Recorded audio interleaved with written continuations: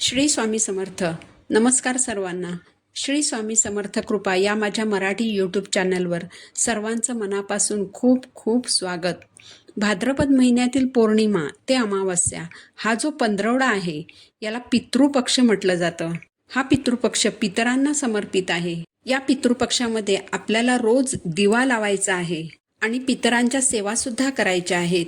तर हा दिवा का लावायचा आणि पितरांच्या सेवा का करायच्या याची संपूर्ण माहिती मी तुम्हाला आज या व्हिडिओमधून सांगणार आहे. व्हिडिओ शेवटपर्यंत पहा म्हणजे योग्य ती माहिती तुमच्यापर्यंत पोहोचेल.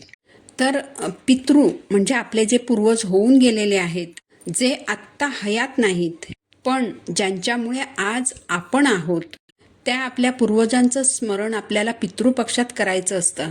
या पितृपक्षात आपल्या पितरांच्या स्मरणार्थ आपल्याला काही उपाय आणि सेवा करायच्या आहेत. पितृपक्ष संपेपर्यंत रोज आपल्याला दिवा लावायचा आहे. पितृपक्षामध्ये जर हा दिवा आपण रोज लावला तर आपल्याला आपले पितृ भरभरून आशीर्वाद देतात. म्हणून या पितृपक्षामध्ये तुम्हाला काही जरी करायला जमलं नाही तरी पितरांची सेवा मात्र न चुकता करायची आहे. आपले पितृ म्हणजे आपले पूर्वज जे आज आपल्यामध्ये नाहीत त्यांनाच आपण पितृ म्हणतो. तर या पितृपक्षामध्ये आपले पितृ कोणत्या ना कोणत्या रूपात भूलोकावर येत असतात, पृथ्वीवर येत असतात. पितृपक्षाच्या या 15 दिवसात ते आपल्या घराजवळ, कुटुंबातील प्रियजनांजवळ घुटमळत असतात. म्हणूनच पितृपक्षामध्ये आपल्या घराजवळ जर गाय आली किंवा कुत्रा, मांजर किंवा इतर तत्सम पाळीव प्राणी, पक्षी आले, आपल्या घरामध्ये जर काळ्या मुंग्या आल्या तर कृपा करून या पितृपक्षामध्ये त्यांना मारू नका. त्यांना तुम्ही काही ना काही खायला द्या, प्यायला पाणी द्या. पितृदोषातून मुक्ती मिळविण्यासाठी पितृपक्षाचे हे 15 दिवस अत्यंत महत्त्वाचे असतात. सगळ्यात महत्त्वाचं म्हणजे तुमच्या पितरांच्या श्राद्ध तिथीला तुम्हाला श्राद्ध घालायचं आहे. जर तुम्हाला श्राद्ध तिथी माहीत नसेल तर सर्व पितरी अमावस्येला तुम्हाला तुमच्या पितरांच्या नावाने कावळ्याला घास द्यायचा आहे. बघा, 3 पिढ्यांपर्यंत आपल्याला पितृदोष लागत असतो आणि विवाहित महिलांना तर माहेरचा पितृदोष पण असतो. तर आपण जी पितरांची सेवा करतो ती पितरांकडून आपल्याला काहीतरी मिळावं म्हणून करत नाही, तर आपले जे कोणी पितृ होऊन गेलेले आहेत ते सुखी समाधानी राहावेत, आनंदी राहावेत यासाठी आपण ही सेवा करत असतो. कारण जे काही वैभव आज आपल्याला मिळालेलं आहे त्यामागे आपल्या पितरांची पुण्याई असते. पितरांनी जी काही चांगली कर्म केलेली असतात त्याचं फळ त्यांच्या वारसांना मिळतं. म्हणून आपल्याला पितरांची सेवा करायची असते.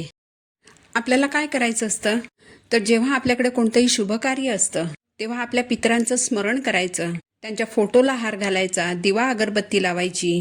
पितृपक्षात जेव्हा त्यांची तिथी असते त्या तिथीला त्यांचं श्राद्ध करायचं. त्यांचे आशीर्वाद आपल्याला प्राप्त करून घ्यायचे असतात. बघा, जेव्हा आपण देवांची सेवा करतो तेव्हा आपण भरभरून देवाकडे मागत असतो. त्यामुळे देवांची सेवा करताना आपल्याकडून काही चुका झाल्या तर देव आपल्याला माफ करतो सुद्धा. पण पितरांची सेवा करायला जर आपण कमी पडलो आणि त्यामुळे जर आपले पितृ आपल्यावर नाराज झाले तर आपल्या पितरांची नाराजी दूर करणं ही खूप कठीण गोष्ट असते. आणि एकदा का आपल्याला पितृदोष लागला तर आपल्याला अनंत अडचणींना तोंड द्यावं लागतं. आपले पितृ काही आपले शत्रू नाहीत, पण जर का आपल्याला पितृदोष लागला तर देवांची जी आपण सेवा करतो त्याचं सुद्धा फळ आपल्याला मिळत नाही. कुठल्याही कामात यश मिळत नाही, नोकरी मिळत नाही, घरात लक्ष्मी टिकत नाही, मुलाबाळांची प्रगती होत नाही, मुलांची लग्न जुळत नाहीत, संतान प्राप्ती होत नाही, अशा असंख्य अडचणी येतात. म्हणून या पितृपक्षामध्ये आपल्याला पितरांना प्रसन्न करण्यासाठी काही अगदी सोपे सोपे उपाय करायचे आहेत. पितृपक्षामध्ये सर्व पितृ भूलोकावरील आपापल्या घरी जातात. घरी त्यांच्या कुटुंबातील व्यक्ती त्यांची जी सेवा करतात ती सेवा ते स्वीकारतात आणि सर्व पितरी अमावस्येला पुन्हा पितृलोकात जाण्यासाठी मार्गस्थ होतात. त्यामुळे पितृपक्षामध्ये आपल्या पितरांना प्रसन्न करण्यासाठी आपल्याला सेवा करायच्या आहेत. तर या पितृपक्षात आपल्याला पितरांसाठी दिवा लावायचा आहे. कोणतेही कार्य करण्यापूर्वी आपण दिवा लावत असतो. एक छोटासा दिवा हा अंधारातून प्रकाशाकडे जाण्याचं प्रतीक आहे. घरात दिवा लावल्याने नकारात्मक ऊर्जा निघून जाते आणि सकारात्मक ऊर्जा घरात येते. कोणतीही पूजा ही दिवा लावल्याशिवाय पूर्ण होत नाही. दिवा लावल्याने देवता प्रसन्न होतात आणि आपले पितृसुद्धा प्रसन्न होतात.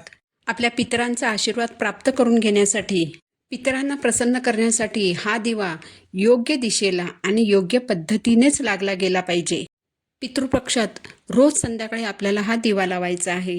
ज्यांना रोज दिवा लावणं शक्य आहे त्यांनी रोजच हा दिवा लावा. ज्यांना रोज दिवा लावणं शक्य नाही त्यांनी सर्व पितृ अमावस्येपर्यंत जेव्हा जमेल तेव्हा तेव्हा हा दिवा लावायचा आहे. संध्याकाळी 6 वाजल्यापासून ते रात्री 8 वाजेपर्यंत तुम्ही हा दिवा लावू शकता.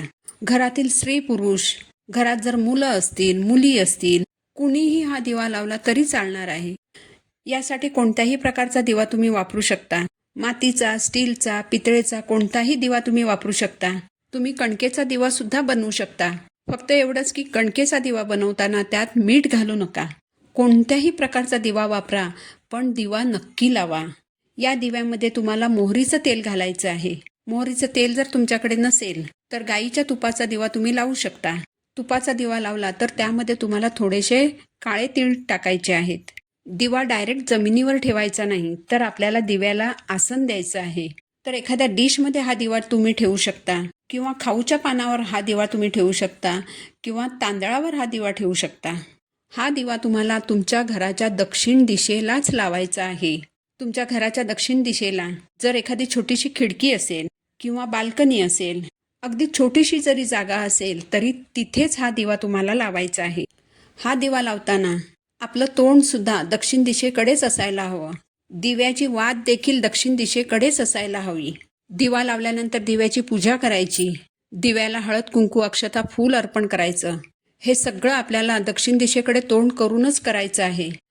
दिव्याला नमस्कार करायचा, पितरांचं स्मरण करायचं, पितरांना प्रार्थना करायची की आज आमच्याकडे जे काही आहे, आमच्या घरात जो काही आनंद आहे तो तुमच्याच आशीर्वादामुळे आहे. तुमच्या आशीर्वादाचा हात कायम आमच्या डोक्यावर ठेवा. अगदी मनापासून प्रार्थना करा. आणि या पितृपक्षात रोज असा एक दिवा तुमच्या पितरांसाठी दक्षिण दिशेला लावायचा आहे. यानंतर तुम्हाला तुमच्या घराच्या ईशान्य दिशेला सुद्धा एक दिवा लावायचा आहे. ईशान्य दिशा म्हणजे तुमच्या घराची उत्तर दिशा आणि पूर्व दिशा याच्यामध्ये जो कोपरा येतो त्याला ईशान्य दिशा म्हणतात. तर या ईशान्य कोपऱ्यात गाईच्या तुपाचा एक दिवा लावा. ईशान्य दिशा ही देवांची दिशा आहे. या दिशेला दिवा लावल्याने आपल्याला देवांचेही भरभरून आशीर्वाद मिळतात. या दिशेला दिवा लावल्याने आपल्या आर्थिक समस्या सुटण्यास मदत होते. यामुळे आपले पितृसुद्धा प्रसन्न होतात. तर बघा, दक्षिण दिशेला आपल्याला दिवा लावायचाच आहे. यानंतर ईशान्य दिशेला दिवा लावायचा आहे. यानंतर जर तुम्हाला शक्य झालं तर आपल्या घराच्या मुख्य दरवाजाच्या बाहेर आपल्याला एक दिवा लावायचा आहे. बघा, आपल्या घराचा मुख्य दरवाजा आपल्यासाठी खूप महत्त्वाचा असतो. जशी सकारात्मक ऊर्जा मुख्य दरवाजातून येते तशीच नकारात्मक ऊर्जा सुद्धा मुख्य दरवाजातूनच आपल्या घरात प्रवेश करते. जशा चांगल्या गोष्टी मुख्य दरवाजातून घरात येतात तशाच वाईट गोष्टी सुद्धा मुख्य दरवाजातूनच प्रवेश करतात. तर या पितृपक्षामध्ये आपल्या घराच्या मुख्य दरवाजाच्या बाहेर रोज संध्याकाळी मोहरीच्या तेलाचा एक दिवा लावायचा आहे. हा दिवा लावल्यामुळे वाईट गोष्टी आपल्या घरापासून लांब राहतात आणि हा दिवा माता लक्ष्मीला आपल्या घराकडे आकर्षित करतो. म्हणून या पितृपक्षामध्ये रोज संध्याकाळी मुख्य दरवाजाच्या बाहेर मोहरीच्या तेलाचा एक दिवा नक्की लावा. यानंतर आपल्या स्वयंपाकघरात जिथे आपण पिण्याचं पाणी भरून ठेवतो त्या भांड्याजवळ आपल्याला एक दिवा लावायचा आहे. तुमच्या किचनमध्ये जिथे तुम्ही पिण्याचं पाणी ठेवत असाल, तुमचं फिल्टर असेल किंवा मातीच्या माठामध्ये तुम्ही पाणी ठेवत असाल, त्या भांड्याजवळ रोज रात्री एक मोहरीच्या तेलाचा दिवा प्रज्वलित करून ठेवायचा आहे. तुम्हाला जर रोज हा दिवा लावणं शक्य नसेल तर तुमच्या पितरांची तिथी ज्या दिवशी असेल त्या दिवशी तरी तुम्ही हा दिवा नक्की लावा. यामुळे आपले पितृ प्रसन्न होतात. अन्नपूर्णा माता आणि माता लक्ष्मीचा सुद्धा आपल्याला भरभरून आशीर्वाद मिळतो. तर अशा प्रकारे या पितृपक्षात सांगितलेल्या ठिकाणी तुम्हाला दिवा लावायचा आहे. तुम्हाला जर इतर ठिकाणी दिवा लावायला जमलं नाही तरी दक्षिण दिशेला मात्र तुम्हाला दिवा हा लावायचाच आहे. साधारण 1 तासभर तरी हा दिवा तेवत राहील इतकं तेल त्यात घालायचं आहे. हा अगदी सोपा उपाय आहे. या पितृपक्षात तुम्ही नक्की करून बघा. याचे खूप चांगले परिणाम तुम्हाला दिसून येतील. तर झालेली सेवा मी महाराजांच्या चरणी अर्पण करते. पुन्हा भेटू नवीन व्हिडिओसोबत. श्री स्वामी समर्थ.